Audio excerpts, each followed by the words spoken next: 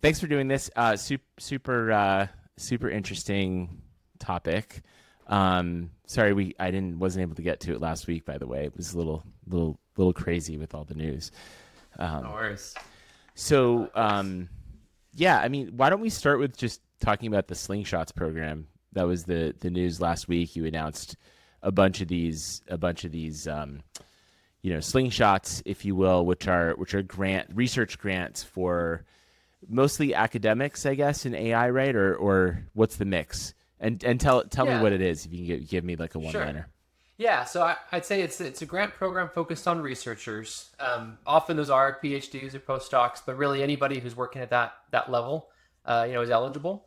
And the goal really is to, I'd say accelerate the rate of breakthroughs happening in industry and get that research out of the land of papers and into the hands of people, and doing good in the world. So our thesis here is kind of let's get the right resources to the right researchers at the right time. So we try to identify people that seem to have that instinct for being very product minded with their research, catch them at that right moment, and move very quickly when we discover that they're onto something and there's a chance to really amplify and make a bigger success out of something that's where they found the kernel of something interesting, and then getting them the right resources. It very much depends on the project. So, we do all sorts of things, whether it's marketing or brand help or compute or product guidance or a kind of there's a wide swath here of things that we've done, and just whatever that project needs, we try and go there and meet them where they're at.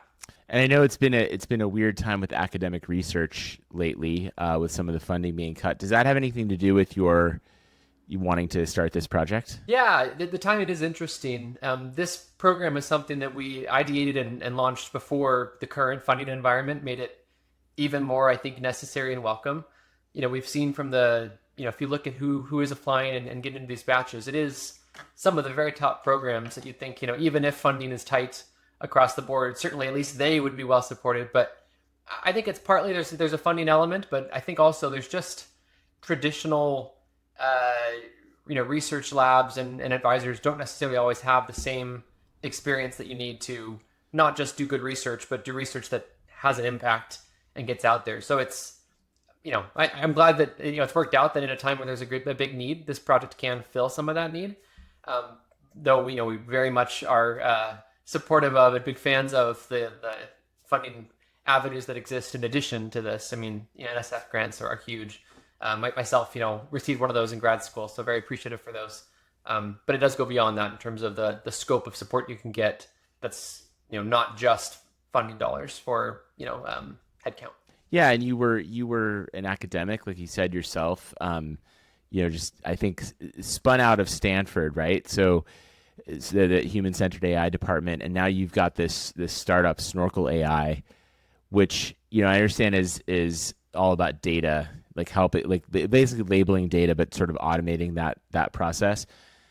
So this is not your day job. This the laud grants, if you will. But tell us a little about Snorkel too. I just want to get some of that out Sure. there. Yeah, I mean, so the Snorkel project began, as you said, as a research project at Stanford, where myself and a number of my future co-founders were working together, um, trying to identify kind of what the future trends were going to be. We were really looking at one of the bottlenecks going to be in AI, and our hypothesis was that increasingly it'd be getting that domain expertise from the people there, at the Leafs, the individual subject matter experts. How are they most efficiently going to transfer the information that they have about a problem into a model? And we identified data as a bottleneck for that. So, that project during those several years that we were doing our PhDs, we were spending time with customers. We made an open source, form factor that people could get people using and giving us feedback on. We had office hours that we hosted. We would do meetups. Like really, it was like the perfect kind of preliminary, innings of our projects to kind of teach us all the skills that we needed to eventually then go and take it even broader in scope and make a company out of it. And Circle, of course, has done well now and is Series D and large. Um, when I was talking with Andy about coming to law, after he'd founded it, we found such similarities in his experience at Berkeley doing the same thing with Spark. Similar group of researchers find an interesting problem, create a prototype, get it in the hands of people, iterate on it, build a community around it, build a company on it. And so it's, this Slingshot program is really like both of us got very lucky that we happened to have those resources. We were able to find them and get some of that experience and some of it learned just on our own. And the idea of the Slingshot program is can we templatize that? Can we make the playbook and make all of that type of, know-how that you don't always have just from a pure research advisor and get it, out to more of the folks doing that type of work today. And how's the company doing? How's business? Doing great. I mean, it's, Databricks is, I'd say, a centicorn at this point, and Snorkel's still a humble unicorn, but this I is think Andy, co-founder of yes, Databricks. So right. That's right. Yeah. Sorry, you'll hear it referenced often because that's two, very much motivating, stories and backgrounds for both of us as we thought about how to run this program. But it's been a fun journey for both of us. And you both have been, I think, especially Andy, like really emphasized benchmarks in AI, and I think it's a really interesting field. Some of these, I think now sort of like within the AI world, famous benchmarks like ArcAGI and others, SweBench sort of came out of these efforts, right? And we often focus on that stuff, but we wrote an article the other day though about how in real world tasks, this is you probably saw this, Scale AI and the Center for AI Safety did this study where they just had to do freelance projects. They had AI and all these top models, got, I think the highest was 2.5% in real world tasks. That was Manus that won that one. So you see these benchmarks like where they're getting 70, 80, 90% in math and other areas, coding.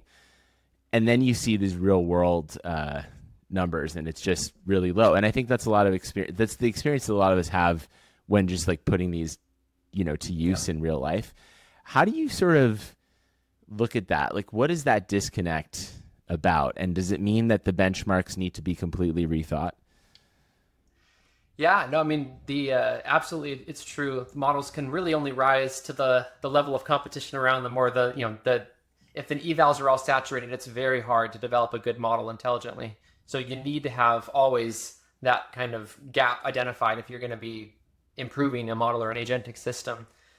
I think the current trend, and I'll say even recent trend toward more realistic looking evals is a big, important one, to pay attention to, participate in, and you see it reflected even in our first batch of Slingshots. Like our very first one was Terminal Bench, where the idea was, hey, you look at, often a motivated example here is, try setting up an EC2 instance on AWS via their GUI, and then you have to go through, 15 steps, a whole bunch of multiple screens, drop downs, clicks, etc.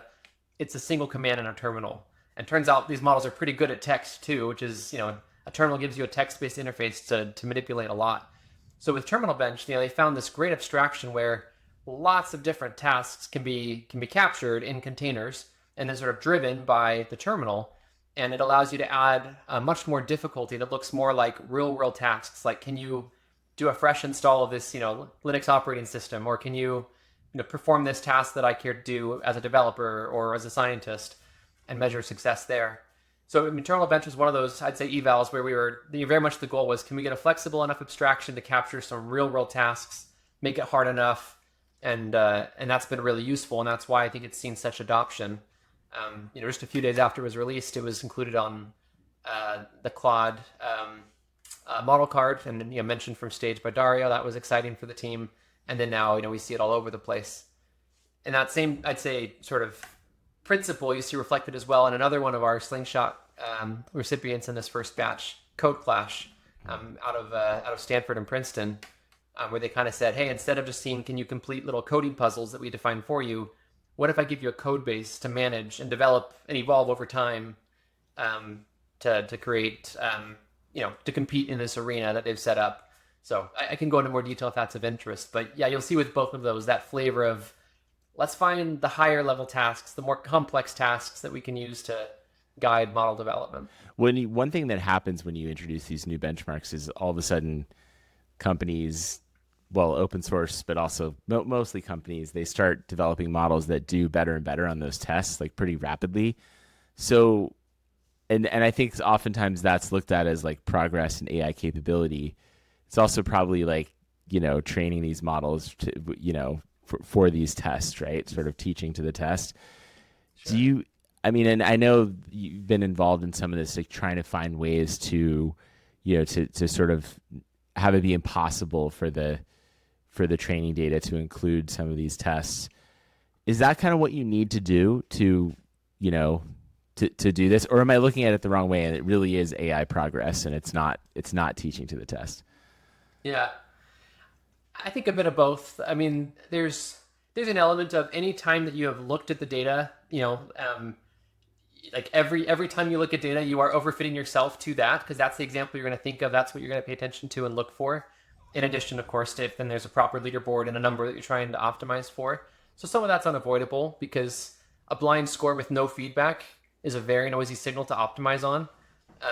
So you do need to do some error analysis and inspect and discover, okay, how could I make this go up? Obviously, there's experimental hygiene, that you try and follow by having a truly hidden test set separate from maybe a validation set or whatnot. But the way I think about it, evals, there's a shelf life, for sure. You once people start optimizing on them, the signal is only so clean for so long Yeah. before you kind of suspect you overfit. Even on some relatively dynamic benchmarks where new examples are being added all the time, but just the assumptions around how you've designed the collection process for those, or what annotator pool or user pool is contributing that data is also going to be probably overfitting to some specific sub slice of the population, or the broad scheme of where this model might be used that results in overfitting. So the key, is ultimately to not over-index on any one single thing. Be regularly, pulling in multiple signals, refreshing. I mean, if there's one thing I think Kaggle has taught us over the years, it's that ensembles always win. Mm, Diversity of signal always wins. right. So, you know, any any approach should include factoring in regular refreshes of data and many sources to make sure you're not. I wanted to get talk about academia as well. I mean, back to that sort of general subject. I mean, we this has been a trend for a long time now, like people moving from academia to the corporate world. But I think what's sort of changed in the last few years is there's not as much publishing going on. I mean, we saw like Jan Yeah. LeCun leaving Meta today, and I think there was some hint that that was, that there was some tension around the, ability to publish.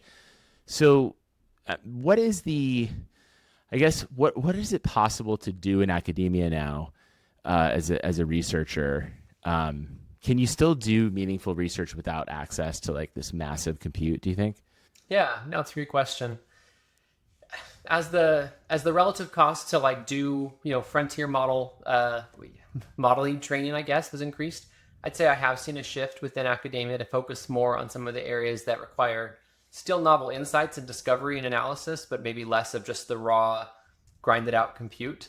So that's where I think we're in a little bit of a golden age for evaluation work coming out of academia. It's been, I'd say in earlier years, there was a relatively small number of people who identified as eval experts. You was a very particular type of person who got jazzed by evals. And now I think there's been a lot more warming up to it because people are coming to appreciate, like if you get the data in evals right, like throw a transformer at it and you're in pretty good shape. But that's a lot of what really makes, AI tick. But also, you see frameworks happening, framework, I guess, work. Um, Actually, I've been just looking at the Slingshot Batch 1.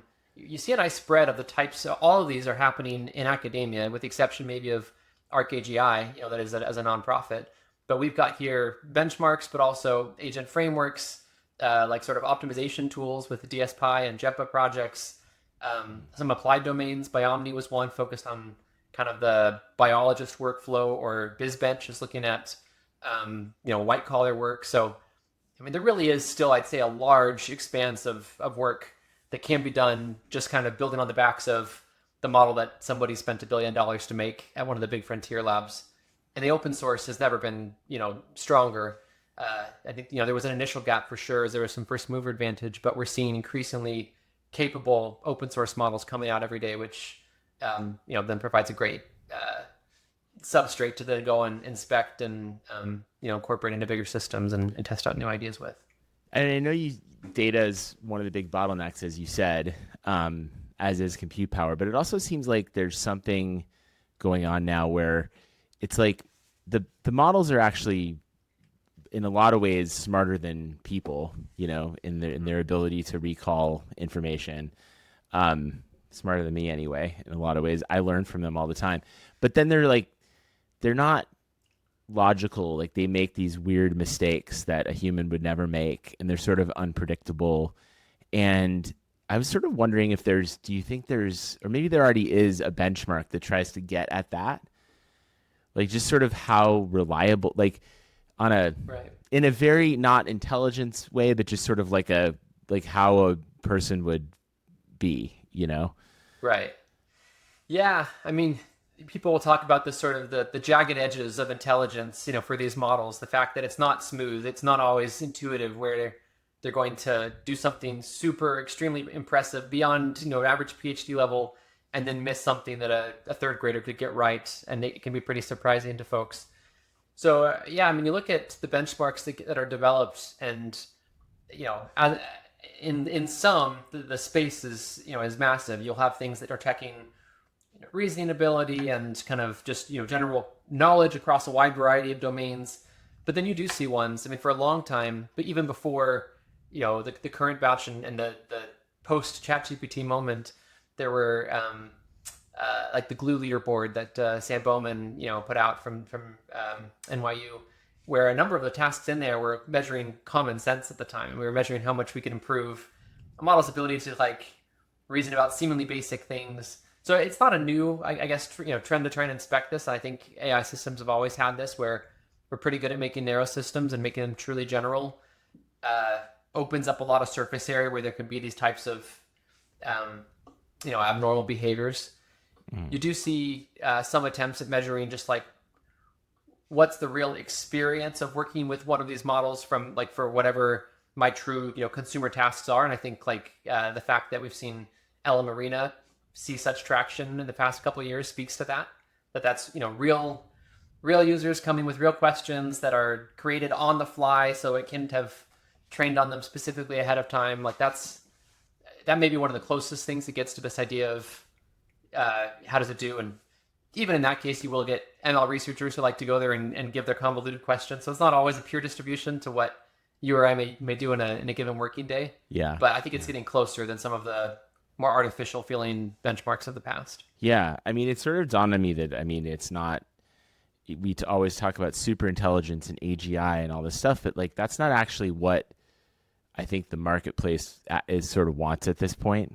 It's like, I just want something. I want you to go through my email for me, or, things like that are so simple, but you can't really trust it to do yet because it's going to mess up. It's going to, it's going to do something embarrassing or whatever. That seems to be like I don't know. Maybe I'm wrong because you're seeing the marketplace every day, but that seems to be what people want. Yeah. I mean, that evolution from like, can this model make a closed form decision that has, just a couple of defined outputs? That's where ML was for a long time, right? Classifiers. Here's a fixed schema, output just one of these labels, and that's all. And then we moved to more open-ended, chat. And that was kind of the early days of post-ChatGPT being released, where conversations are the focus. And now I think we are seeing that shift toward actions. Like, can you not just say the right thing? Can you do the right thing and reason about it and complete a unit of work that matters and is valuable to someone? Like, Sweelancer, the benchmark you referred to earlier, that was using like freelance tasks to measure success. So Terminal Bench, I'd say is probably once again in that, following on that trend, with the idea being it's not a multiple choice question. Give me A, B, or C or D only, and I'll grade your homework. But more like, here's a task I want to complete. I'll know you've completed it successfully when these tests pass that kind of probe the environment state. Now see if you can figure out how to get this raw, starting environment to that finished one, doing any number of, intermediate steps that you may need to perform, or planning that you may need to do, or, wherever your path may take you, I guess, as an agent that has a longer horizon goal and higher level objectives you're trying to accomplish. I mean, I know, and I realize, like, when I talk about this, I'm sort of, there's sort of a consumer bias here as a a journalist who doesn't work for a company that's hiring one of these like big firms to come in with a forward deployed engineer and customize all our processes or something. But that does seem to be, that's probably a lot of your customers, I imagine, right? Who want to do probably maybe some custom pre-trained models, some fine tuning, that kind of thing, and really customize like a model specific to a purpose. Is that Yeah. sort of how people are getting at least like, I don't know, 99% of the way there to what we're talking about here? Yeah, a lot of consumers aren't, it's not worth it to them or even possible for them to build their own customized, personalized, model. There's a light amount of customization you can do by giving it some, a system prompt or uploading a file. But for the most part, consumers will prefer to use something that's pretty batteries included. But then you look at large enterprises, a lot of Snorkel's customers, and it is folks who, all right, we've got large enough expenses or large enough SLAs or just a competitive enough environment that we're competing in that it makes sense for us to try and eke out every percent of improvement can mean hundreds of millions of dollars of gains for a company that has a large enough operation going. And so I think that's one reason why we're not going to see one model to rule them all for all use cases anytime soon, or in my opinion, ever. And that's why you see a lot of interest in these various projects that'll measure or enable, I guess, customization of take an open source model and tune it to my use case, build eval specific to my use case, give me simpler ways of doing the fine tuning or evaluation, or I mean just every part of the stack finds a home and interest from organizations that care about production grade quality and less some of the individual consumer use where if it works great, if not I move on. But companies are often trying to scale to millions of interactions per day or per hour, as opposed to the 5 that you and I may have if we're shooting the breeze with ChatGPT or Yeah. Gemini or any other model. Yeah, that's interesting. And you said ever actually, which kind of surprised me because I feel like you're in this world where there's a lot of like AGI is feel the AGI, right? That is not you. It sounds like. I mean, you think this is always gonna be sort of a there's not just gonna be an AGI moment, or we won't reach a point where it's like you don't need to do all this stuff anymore to kind of get these things in shape and for a specific purpose. It'll be able to just out of the box sort of work. Yeah, I think AI is basically always defined as something we think would be awesome and would feel almost magical in how automatic it is, but we can't do today. Yeah. And that line just always shifts, right? Like Yeah. when the AI can play chess, well, real intelligent, when it can play Go, when it can drive a car, when it can complete my sentences, when it can be indistinguishable from a human on the other side of this chat interface, when it can dot dot dot. So I do think it'll continue to get more capable, continually to get good at following instructions, continue to be teachable, even maybe even continual learning. But at the end of the day, like to do a useful thing for me or a useful unit of work in the world, I think objectives have to be specified by somebody. And so that what exactly that interface is and how we describe what we want done shifts over time. Once upon a time you have to all the way down to writing the individual lines of code or assembly code, even if we go far enough back to get a computer to do something. And we'll probably move to describe what you want, or even just like observe what I do and mimic me. So it's cool to see that kind of level of abstraction go higher and higher and higher over time. But even in that world, I think just there are enough preferences and constraints and requirements in this world across the billions of users of AI that you're always going to need some input from humans to do what the human wants you to do or finds valuable. So it's just it seems almost just even from an information theory perspective impossible to me that you're going to see one model that can truly serve every use case without any level of more intentional customization. Yeah, I wonder what the future looks like in your mind, because I think about like the web and how I remember, it was like when I was a kid, it was like, well, you can learn HTML, and Java, and you can make your own website, and it was like, I mean, you had to just read books and really kind of like study this or take classes. Yep. And then eventually it was like, well, you could hire a company to do it for you that specializes in this, but it's super expensive. And then it was like, eventually you could hire just a single individual who would make you a website, and then pretty soon it was, and now it's like completely automated. But do we go like, I can almost imagine where you go on that trajectory. It's like at some point, individuals might actually be hiring someone to create a model for them specifically to check their email or to organize Right. their kids' schedule or something. Is that kind of like where we're headed, do you think? Or what do you see what does the future look like? Yeah, yeah. I mean, so I've got a few kids that are young, and I'm thinking, what are the skills that I should give them now that'll most future-proof them, prepare them for a world of the future. So I've spent some time thinking about this, and I think for me it comes down to if you can develop the skill set and the instinct for how to recognize opportunity and sort of create value. Like I think that's the real key. It's no longer, hey, learn to code and you're set. Mm-hmm. It's learn how to recognize a place where you can provide value. Get good at the skill set of talking to customers, like considering what's scalable, thinking through product requirements and clearly specifying what good looks like, and iterating, and like that whole process that's really like product development in a way. I think that's the skill set that's really most valuable, as less and less of the low level code writing needs to happen individually, and more of the direction setting and prioritization and sort of even just identifying where there an opportunity lies. So that's honestly kind of where the direction we've even taken with the Slingshot program, right? Like we're not, I mean, I guess in some cases we have provided coding help. So there's a piece of that too, but often, these researchers, they already, they're coming with the insight, the kernel, the nugget of, I think I found, a breakthrough here, but it's that second piece around how do I catch people's attention, help convey this in a way people will understand, connects with other communities so that they'll recognize the opportunity here.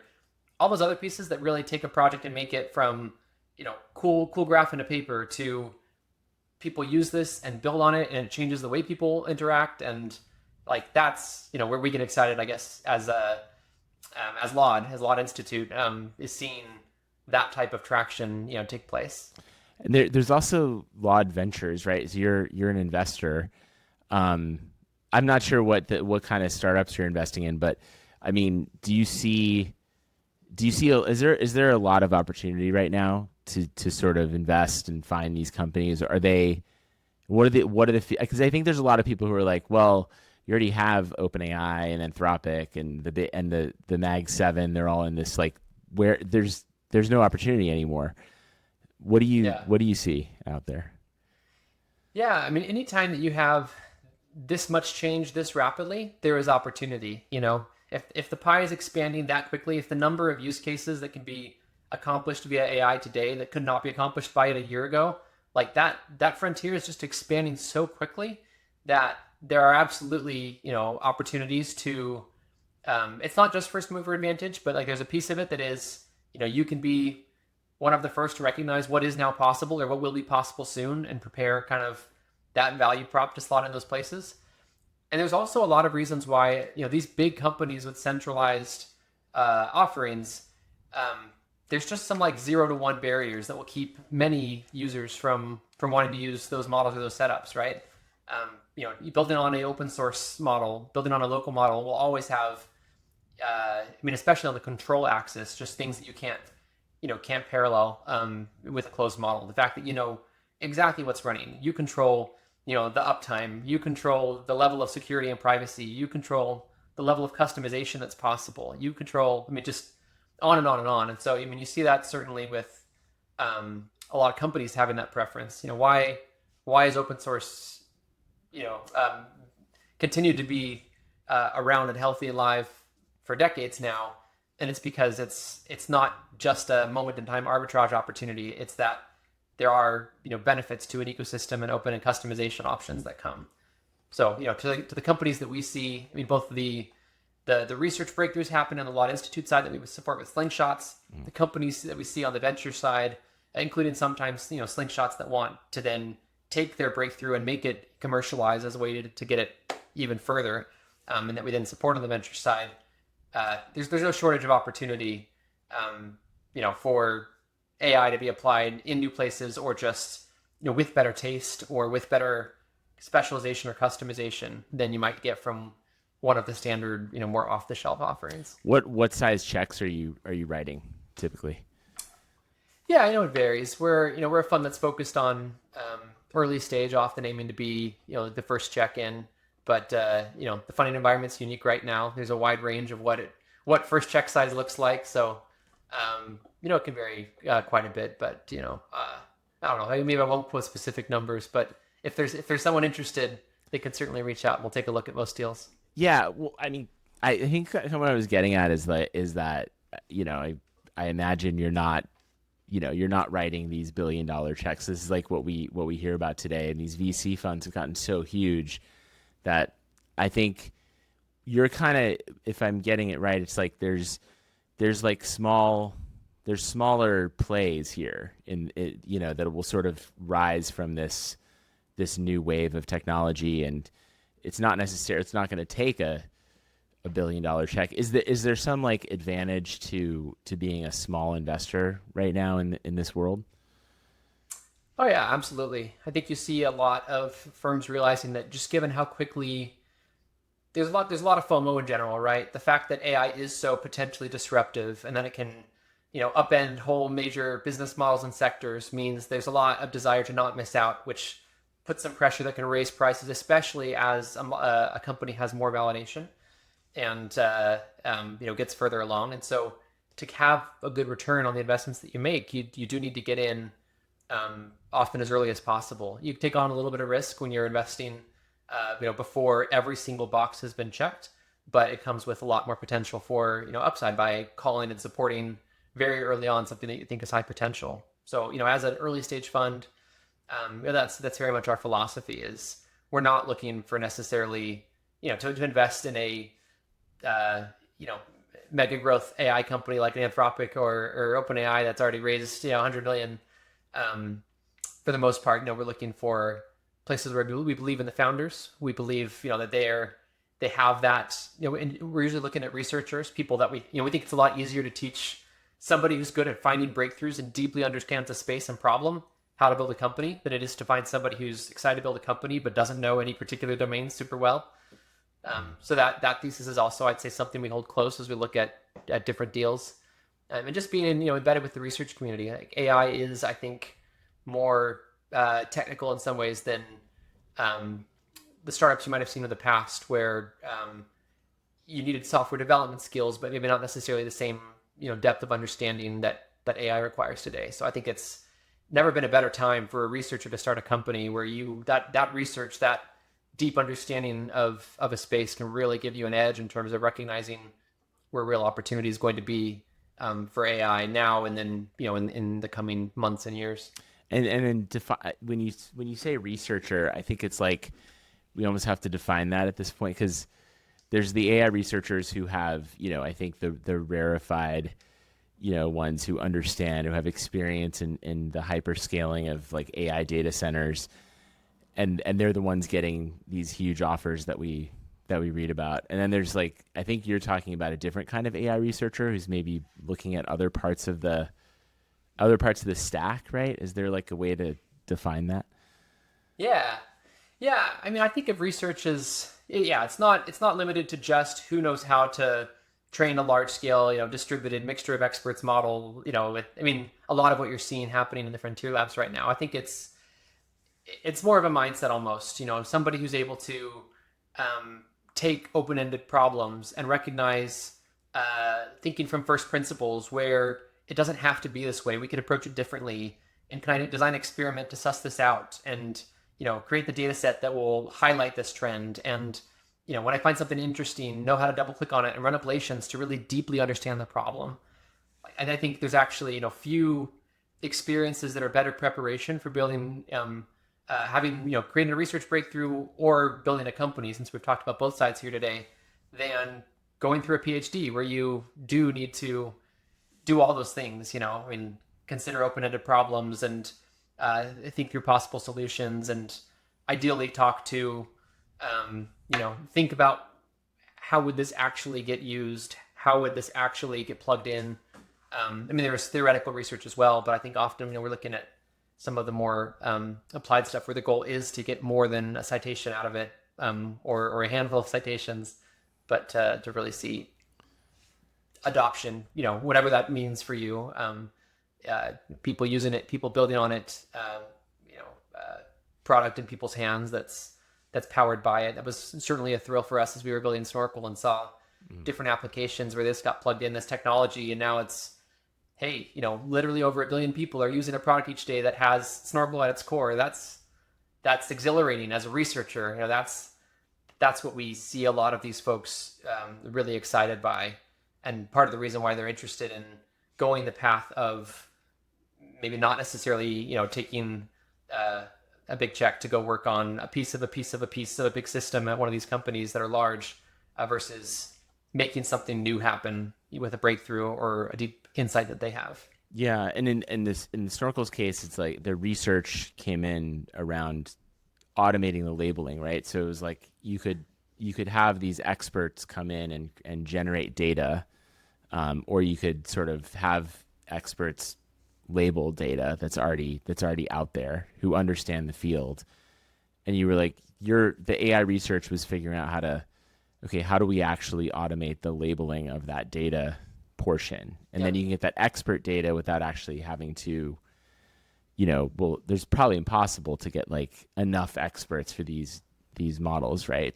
To really train them. Is that that's where you found your niche, essentially? Yeah. If I'm mapping, this conversation to what we saw at Snorkel, it was one of our maybe key insights was there, as AI becomes more accessible, as you no longer have to do a whole bunch of model architecture design or custom feature engineering, increasingly the role of the expert is just kind of conveying the right answer, what good looks like. And so how do we more scalably capture that than having them label individual examples? Can we capture the domain expertise in a reusable form, like a program that can be applied in mass, or a program that can be combined with many other simple programs that kind of reflect sources of expertise, and in that way create much larger scale data sets that can be updated more efficiently, or tweaked and adjusted as your needs change over time. So that was a place where we had this insight relatively early on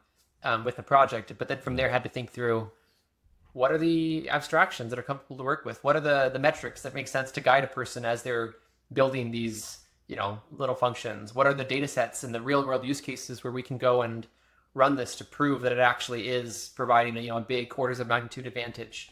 All those different sort of steps that you go through to take this discovery that you've had, or this insight that you feel high conviction around because you've researched the space deeply, and convert that into now a pipeline or a product or a service that provides value that's built on the back of that breakthrough. Yeah, and that's the moat too, right? I mean, you did a lot of work to get there. So I guess it's like it's probably like a vast, very distributed, kind of like opportunity set, right? Or TAM here. Like you could probably see, like in every vertical, there's probably an opportunity to do something where, your research expertise allows you to build a product where there's like, it's enough work where there's a moat there. It's not like anybody can just sort of like plug in an LLM and rip your product off, which is, right, I think, an interesting insight. Yeah. You take a look at the fact that every company is going to have their own requirements, customer base with a different distribution. I mean, take 10 law firms, and they don't necessarily execute each job the exact same way, right? They're going to have different risk profiles. They're going to have different priorities in on the speed versus cost for and how friendly they are to different. I mean, there's just so many different axes to care about, and so I think this idea that at the end of the day, always somebody in-house, where the rubber meets the road, needs to be able to have a way to influence the way that the system is behaving. What's the best way of plugging them in and giving them, a large lever so they can efficiently modify the behavior of the AI system? And often I think that is via, data evals, some of these things that then you can throw, the fairly well established at this point algorithms and model architectures that exist today and get good results. Yeah, so it's much more distributed. But I guess we'll know whether this is true when somebody comes up with like a journalism AI model, or like a model that just sorts through press releases in your inbox, right? Like Right. that's when we'll know this is really distributed, I would say. Well, and then the line will move once again, and we'll say, well, no, that's just like glorified, summarization and spell checking. That's not real AI. It'll be real AI when, Right. and then the next thing will come up, and we'll work on that one. I hear you. Yeah, I think someone said AI is anything a computer cannot yet do. I think that was a good way good way of putting it. Exactly.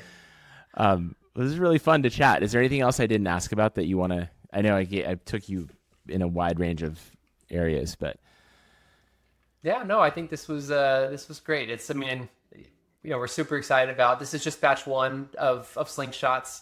It's provided a great chance to engage with a lot of the top minds, a lot of the top schools and programs, see where what these folks who are very tapped in.